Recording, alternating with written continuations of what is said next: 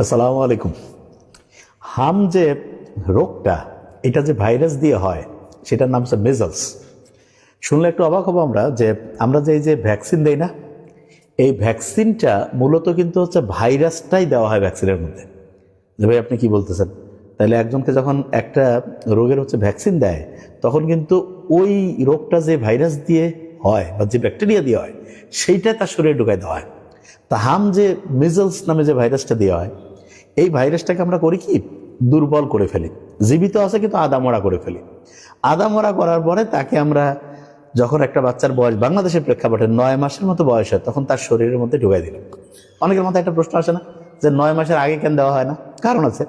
আমরা যখন মায়ের গর্ভে ছিলাম, তারপরে যখন একটা বাচ্চা পৃথিবীতে আসলো, তখন মায়ের শরীরের নাভির সাথে বাচ্চার নাভির একটা কানেকশন ছিল, এবং ওই কানেকশনের মধ্য দিয়ে, যেটাকে আমরা প্লাসেন্টা বা আমরা বলি, সেটা দিয়ে একটা অ্যান্টিবডি যার নাম আইজিজি, এইটা হচ্ছে মায়ের শরীর থেকে বাচ্চা শরীরে গেছে। এখন প্রথম 9 মাস বয়স পর্যন্ত দেখা যায় আইজিজি মানে মায়ের শরীরের যে রোগ প্রতিরোধের যে ব্যবস্থাটা, সেইটার ইমিউনোগ্লোবিউলিনটা, এক রকমের অ্যান্টিবডি, এইটা বাচ্চার শরীরে একটা উচ্চ মাত্রায় থাকে। এই কারণে ওই সময় যদি দেখা যায় আমি ওই ভ্যাকসিনটা দেই, তাহলে সে ঠিকভাবে কাজ করতে পারবে না, ও ধ্বংস করে দিবে। এবার আরেকটা ইন্টারেস্টিং জিনিস আছে, সেটা হচ্ছে বাচ্চার শরীরে আমি যখন হচ্ছে যে এই যে ভ্যাকসিনটা দিলাম, এই ভ্যাকসিনটা মূলত কি দিলাম, যেই ভাইরাসটা দিয়ে তার রোগটা হয়, সেই ভাইরাসটায় জীবিত রাখছি, কিন্তু আধা মরা করছি, মানে একেবারে তাকে অজ্ঞান করার মতো অবস্থায় রাখছি, করে তাকে দুর্বল করে আমার শরীরে ঢুকাই দিলাম। দেওয়ার পরে আমার শরীরের রোগ প্রতিরোধের জন্য দুইটা সিস্টেম আছে। একটাকে আমি সহজ করে যদি বলি, যে আমাদের শরীরের ভিতরে যে তরল অংশ আছে না, সেইখানে ফাইট করে, যার একটা স্পেশাল নামও আছে, সেটাকে আমরা বলতে পারি হচ্ছে যে বি সেল, বি লিম্ফোসাইট। আরেকটা আছে যে আমার শরীরের ভিতরে যে কোষ আছে, কোষের ভিতরে কাজ করে, যার নাম হচ্ছে টি লিম্ফোসাইট। সবচেয়ে ইন্টারেস্টিং জিনিস হচ্ছে, যখন আমি একজনের শরীরে ভ্যাকসিনটা দিলাম মানে হচ্ছে যেই ভাইরাসটা দিয়ে তার হাম রোগটা হইতো, সেই ভাইরাসটাকে আদামরা করে তার শরীরে ঢুকাই দিয়েছি। আমার শরীর করলো কি, রোগ প্রতিরোধ ব্যবস্থাটা তাকে চিহ্নিত করলো, কি রে, এটা আমার শরীরের অংশ না?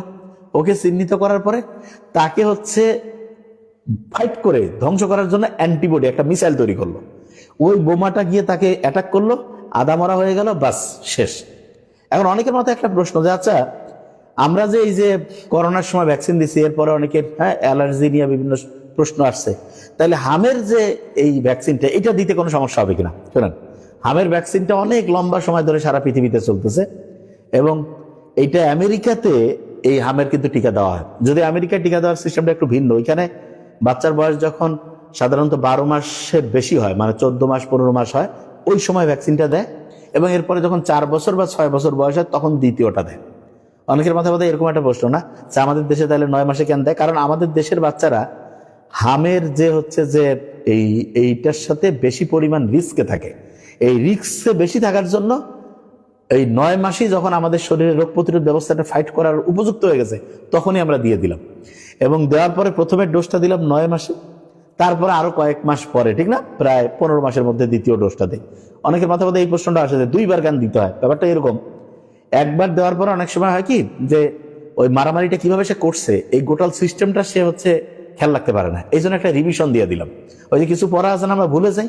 আমাদের শরীরে যে ফাইটিংটা করে, এই ফাইটিংটা কিভাবে করে, একদম সহজ করে যদি বলি, আদামরা ভাইরাস তাকে ঢুকাই দিয়েছে, ঢুকানোর পরে আমাদের শরীর তার সাথে, যে ঢুকছে সে কিন্তু দুর্বল, আর আমার শরীর তো একদম স্ট্রং অবস্থায় আছে, তাকে হচ্ছে কোনটা দিয়ে মারলে সে হচ্ছে ধ্বংস হয়ে যাবে, সেই জিনিসগুলো হচ্ছে তারা তৈরি করে, অ্যান্টিবডি নামে তৈরি করে তাকে অ্যাটাক করলো। অ্যাটাক করার পরে সে যখন ধ্বংস হয়ে গেল, এই গোটাল জিনিসটা ফিল্ম আকারে, ছবি আকারে বানায় রাখে। এবং এই যে আমরা বলি না যে ওই যে মেমোরি, যে ভাই তোর মেমোরিতে কি কি মুভি আছে, কি কি হচ্ছে স্পিচ আছে, ঠিক তেমনি করে আমাদের এই ফাইটিংটা গোটাল মেমোরি আকারে একদম রিজার্ভ থাকে। এবং এটা এমন হইতে পারে কিছুদিন পর যাতে ভুলে না যায়, এই জন্য আরেকবার এই ফাইটিংটা করার জন্য 15 মাসের দিকে আরেকবার আমরা দিয়ে দিই।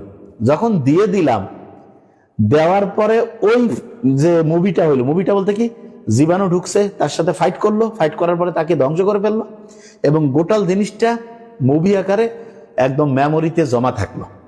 এরপরে সত্যিকারে যখন কোনো জীবাণু ঢুকবে, জীবাণু বলতে পাওয়ারফুল যে হাম যেই ভাইরাসটা দেওয়া হয় মিজলস, সে ধরা যাক যে ঢুকছে, তখন তাকে ধ্বংস করার জন্য আমাদের কি করতে হবে? আগেই তো আমরা অ্যান্টিবডি তৈরি করে রাখছি, আগেই জানি যে ও কি কি ডিস্টার্ব দিতে পারে, ওগুলো আগেই দিয়ে তাকে অ্যাটাক করে ফেলবে। এবং এখানে একটা সহজ ঘটনা বোঝার জন্য বলি, ওই ছবিটা ধরা যাক যে আমাদের ওই যে ৭১, ২৪ এই ঘটনাগুলো দেখলে আমাদের শরীর উদ্দীপ্ত হয় না? হ্যাঁ, যে আমরা এরকম অসাধারণ কিছু করছি।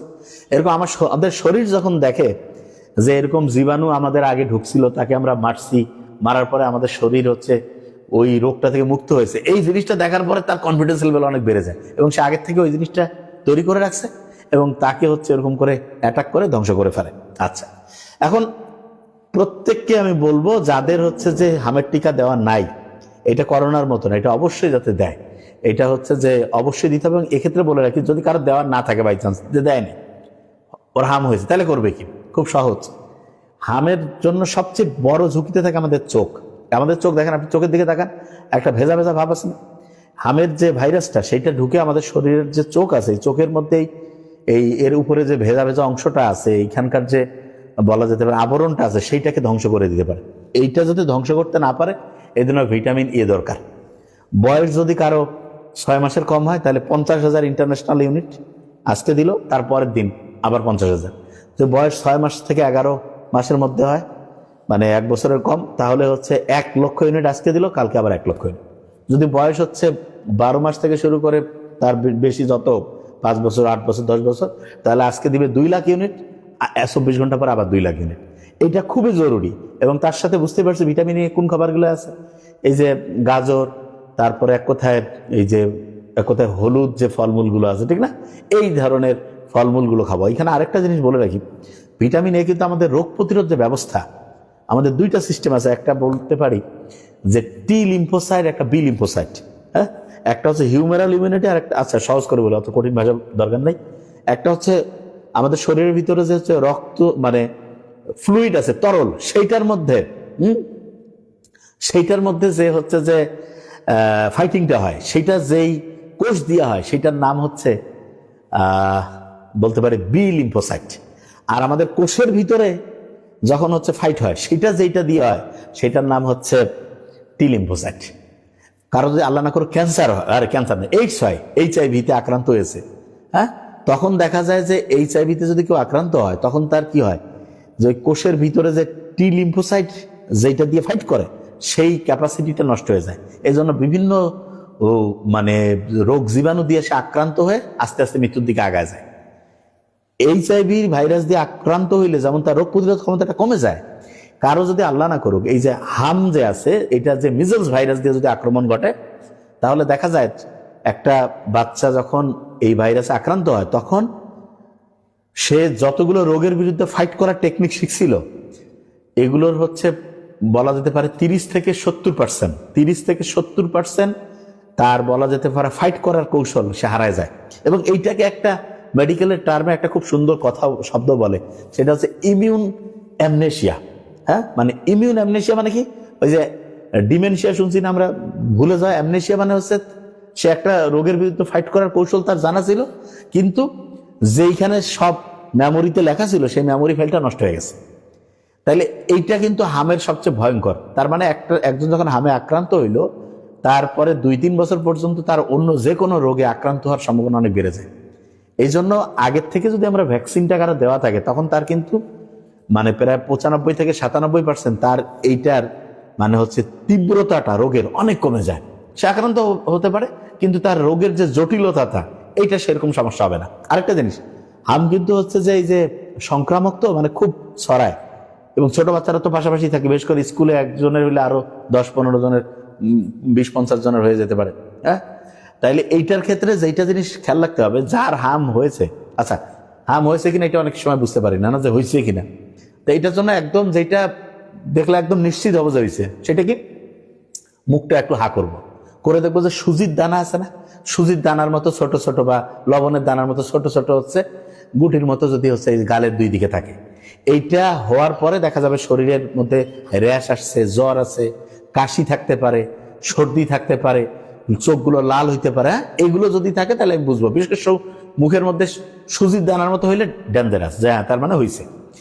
আর আরেকটা জিনিস, মেডিকেলে আনলে ট্রিটমেন্ট তো আমরা দেই না, কিন্তু মেডিকেলে সবার আসার দরকারও নেই, কারণ ওইখান থেকে আবার অন্যদের চড়াইতে পারে। কখন আসবো?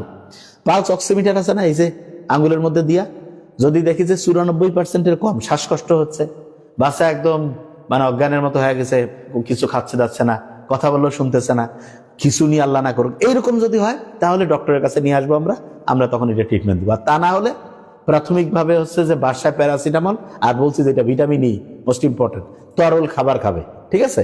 কাটা একটু মানে হচ্ছে যে দেখা যাবে টেম্পারেচারটা কন্ট্রোলে থাকলে এবং ভিটামিন এটা যদি ঠিকভাবে করে, ইনশাআল্লাহ সে বেশিরভাগ ক্ষেত্রে, আর রোগ প্রতিরোধ ব্যবস্থাটা যাতে স্ট্রং থাকে, এই জন্য ঘুমটা, রেস্টটা দরকার আছে। রেস্ট নিলে, ঘুমাইলে রোগ প্রতিরোধ ব্যবস্থাটা স্ট্রং হয়, তখন দেখা যাবে যে শরীর নিজেই মেডিসিন তৈরি করে ফাইট করে জিতে যাচ্ছে ইনশাআল্লাহ। তো এই জিনিসগুলো আমার মনে হয় ইনশাআল্লাহ যদি আমরা মেনটেন করতে পারি, ইনশাআল্লাহ হামের যে জটিলতা সেটা বেশিরভাগ ক্ষেত্রে মুক্ত থাকবো আমরা। এবং আমি আবার একবার ক্লিয়ার করে দেই, এইটা কিন্তু ওই করোনার ভ্যাকসিনের মতো না, এটা একেবারে টেস্টেড এবং ট্রাস্টেড একটা ভ্যাকসিন, এটা অবশ্যই আমরা দিব। হ্যাঁ, আমরা তো নিশ্চয়ই জানি যে আমরা যেটা ঠিক সেটাই বলি, যে এটা অবশ্যই এটা দেবো আমরা। এবং তার সাথে এটা আমেরিকাতেও দেওয়া হয়, ইউরোপিয়ান কান্ট্রিতেও দেওয়া হয়, এবং যেই বাচ্চারা সাধারণত হামের ভ্যাকসিন দেয় না তাদের কিন্তু এইটাতে আক্রান্ত হওয়ার সম্ভাবনা অনেক বেড়ে যায়, ঠিক আছে? এই জন্য আমরা চেষ্টা করবো এই ভ্যাকসিনটা দেওয়ার। আর কোনো কারণে যদি কেউ আক্রান্ত হয়ে যায়, ভিটামিন এ এর যে ডোজটা আমি বলছি একবার খেয়াল করলেই আগে দেখতে পাবো, 6 মাসের আগে হলে 50,000 ইউনিট, একদিন পরে আবার 50,000 ইউনিট, 6 মাস থেকে 1 বছরের মধ্যে বয়স হলে 1 লক্ষ ইউনিট, আবার নেক্সট দিন 1 লক্ষ ইউনিট, 1 বছর থেকে বেশি বয়স হলে আজকে 2 লক্ষ ইউনিট দিলাম, তারপরের দিন আবার 2 লক্ষ ইউনিট। আর হচ্ছে গাজর, লেটুস, তারপর হচ্ছে ব্রোকলি, যেগুলোতে ভিটামিন এ আছে, হ্যাঁ, এই ধরনের হচ্ছে যে ইয়াগুলো খাবে।